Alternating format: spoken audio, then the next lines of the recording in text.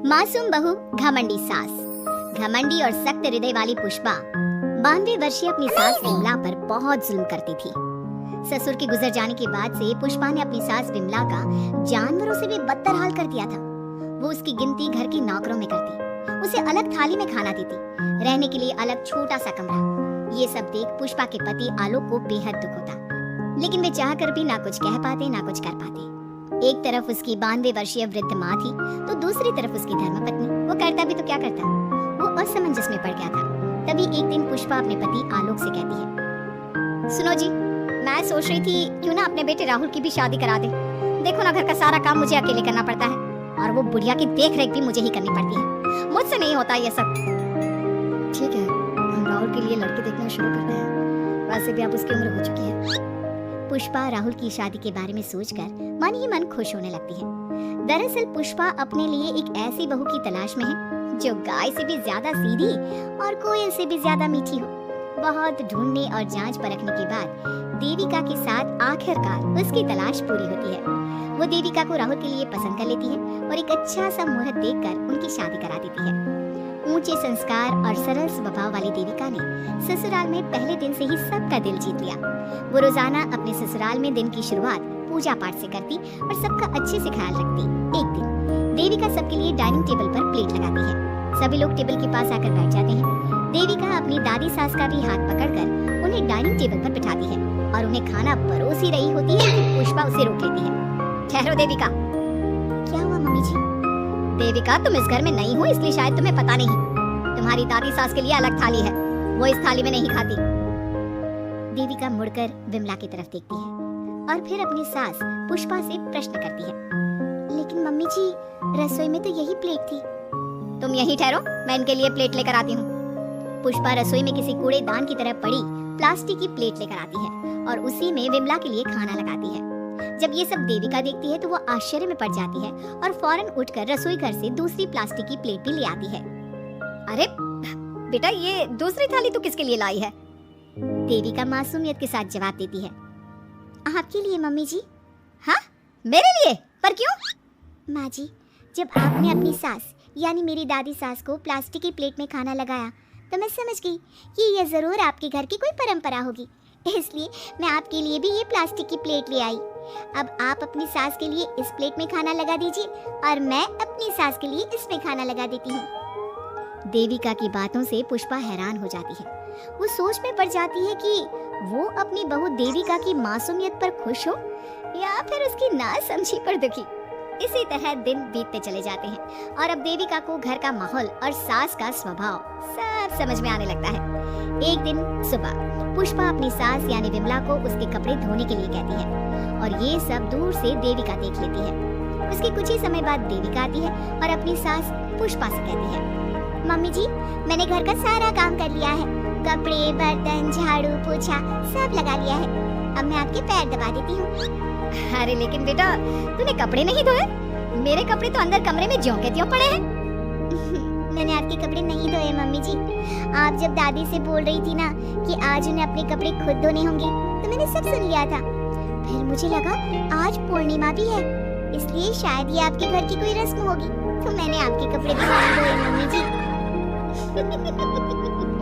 देविका की बातें सुनकर पुष्पा अपना सर पकड़ लेती है और मन ही मन कहती है, ये तो जरूरत से कुछ ज्यादा ही सीधी है। अब क्या करूं मैं इसका? इस बुढ़िया ने मुझे परेशान करके रख दिया है। एक तरफ वो जरूरत से ज्यादा सीधी मेरी बहू जो मेरी हर हरकत को इस घर का रिवाज समझ लेती है, और दूसरी तरफ ये बुढ़िया जो रोज अपना बिस्तर गंदा कर देती है। आए बुढ़िया, अब कौन करेगा ये बिस्तर साफ? बाहर से नौकर बुलाने पड़ेंगे क्या? चल जल्दी से अपना बिस्तर साफ कर, बचा कर रखा है। बहू, तू ऐसा क्यों कहती है? मैंने तेरा क्या बिगाड़ा है? मैंने तो कभी तुझसे ऊंची आवाज में बात तक नहीं की, फिर तू मुझसे इतनी नफरत क्यों करती है? तभी वहाँ आलोक, देविका और उसका पति आ जाता है। क्या हुआ पुष्पा, तुम माँ पर ऐसे क्यों चिल्ला रही हो?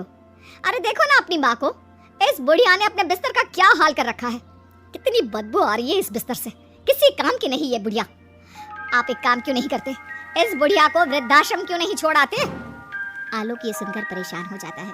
वो मन ही मन अपनी माँ से अपनी गलतियों की माफी तो मांगता है, लेकिन जुबान से कुछ नहीं बोलता।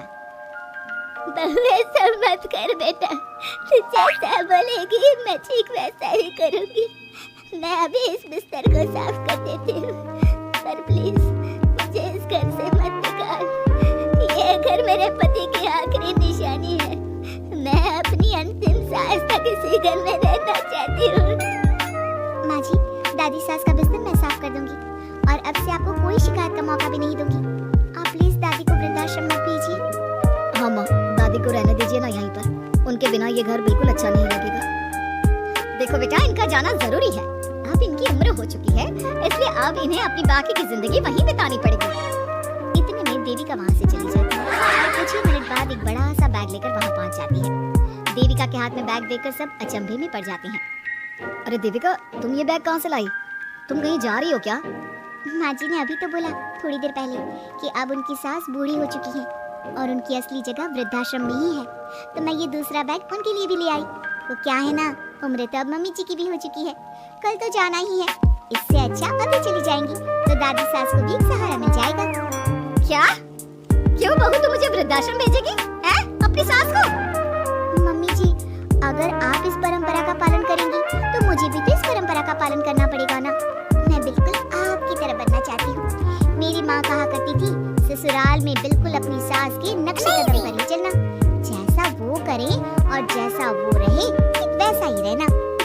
तभी मैं एक अच्छी बहू बनने में कामयाब हो पाऊंगी ना सासू माँ। देविका की ये बातें सुनकर पुष्पा की आंखों में आंसू आ जाते हैं। देविका की बातों में उसे मासूमियत के साथ साथ आज बहुत सी चीजें सुनाई देती हैं, जो चीख चीख कर बताती है कि वो आज तक कितना गलत करते आई है।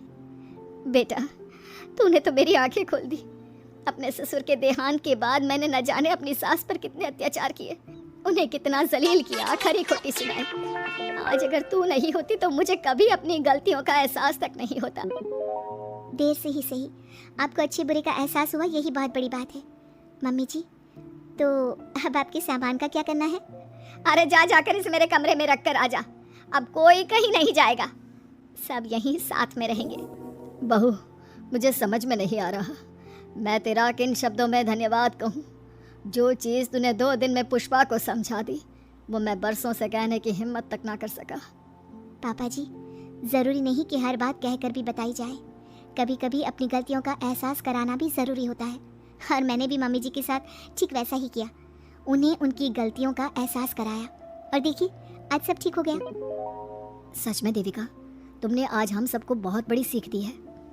अब पुष्पा सुधर जाती है और घर की पूरी जिम्मेदारी देविका को सौंप देती है, और अब उनका परिवार एक सुखी ऐसे ही वीडियो देखने के लिए प्लीज हमारा चैनल सब्सक्राइब करें, लाइक करें और शेयर जरूर करें। धन्यवाद।